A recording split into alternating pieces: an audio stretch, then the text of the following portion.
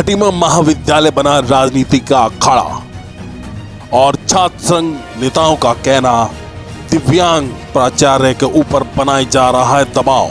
ये हम बात कर रहे हैं हेमवती नंदन बहुगुणा राजकीय महाविद्यालय खटीमा उधम सिंह नगर की, जहां पर राजनीति शुरू हो रही है। छात्र नेता का आरोप है कि बाहर से लोग यहां पर राजनीति करने आ रहे हैं और प्राचार्य पर दबाव बना रहे हैं। उनके ट्रांसफर की उन्हें धमकी दी जा रही है। कौन है वो बाहरी नेता जो छात्र नेताओं के बीच में राजनीति करने आ रहा है? उसका मकसद क्या है? आखिर वो चाहता क्या है? आखिर वो कौन नेता है?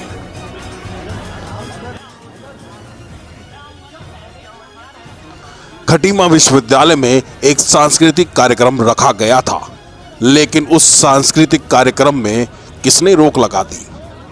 किसने उसमें अपनी बुरी नजर डाल दी?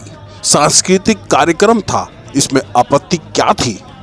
इस मौके को देखते हुए वहां पर पहुंच गए एसडीएम रविंदर सिंह बिष्ट और छात्र नेताओं को समझाने लगे।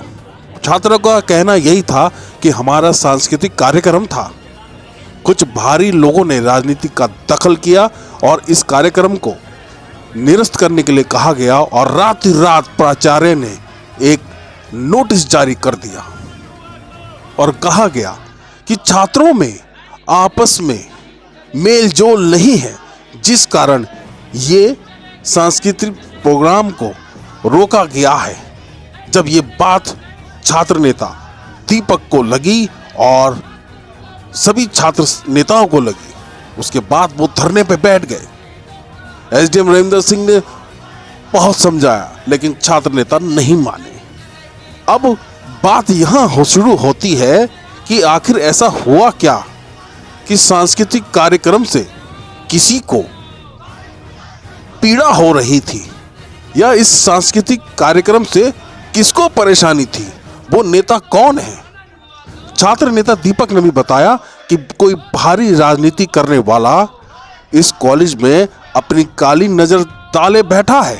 आखिर वो है कौन? नहीं चलेगी, नहीं चलेगी, नहीं चलेगी। जो प्रिंसिपल साहब हैं उन्होंने हमें रिपोर्ट दी थी कि यहाँ पर छात्र संघ जो पदाधिकारी हैं इनके द्वारा आपस में कोई सामंजस्य नहीं हो पा रहा है, लिहाजा इसको स्थगित किया जाता है। अगली डेट दी जाएगी जिसमें ये सांस्कृतिक प्रोग्राम होगा।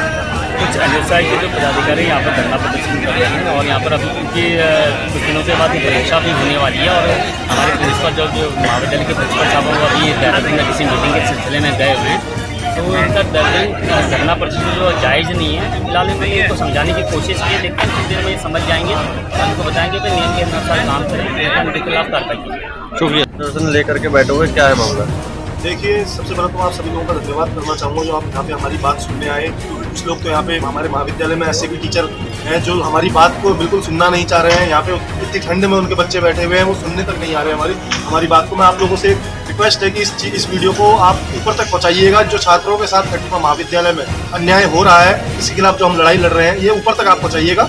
देखिए, जो हमें अनुमति प्राचार्य द्वारा दी गई थी प्रोग्राम को लेकर, आप तैयारी देख सकते हैं, पूरा टेंट लग चुका है, हर चीज की तैयारी पूरी है। कल हमारा प्रोग्राम होने जा रहा था, तो प्राचार्य जी ऐसे किस दबाव में है जो उन लोगों ने कल रात को बिना हमें बताए, आज सुबह हमें सूचित किया गया है कि प्रोग्राम को निरस्त कर दिया जाए। एक बार बताइए, एक दिन हमारे प्रोग्राम को बचा हुआ है और उन्होंने प्रोग्राम निरस्त कर दिया है। किस चीज का इतना दबाव है? अगर आपसी सहमत, देखिए हम नियमों के साथ लड़ाई लड़ रहे हैं। प्राचार्य जी ने हमसे जो यहाँ पे रीजन बताया है, उनने वो रीजन ये है कि आपसी तालमेल, हम लिंग 2 के नियमों के हिसाब से चल रहे हैं। देखिए, पहले तो अध्यक्ष सर्वोपरि माना जाता है, और अगर अध्यक्ष से ठीक है, अगर आपके पास 2/3 बहुमत है, अगर आप मेजोरिटी में छात्र संघ में बैठे हुए, तो आप कोई भी डिसीजन लेने के लिए योग्य हैं। उस चीज को भी इन्हें नकार दिया गया है। हर चीज में नियम की बात करते हैं, लेकिन हमारे महाविद्यालय में बिल्कुल कोई नियम से नहीं चल रहा है। इस महाविद्यालय में भारी राजनीति जो चल रही है, भारी राजनीति के चलते हमें इस महाविद्यालय में प्रेशर बनाया जा रहा है।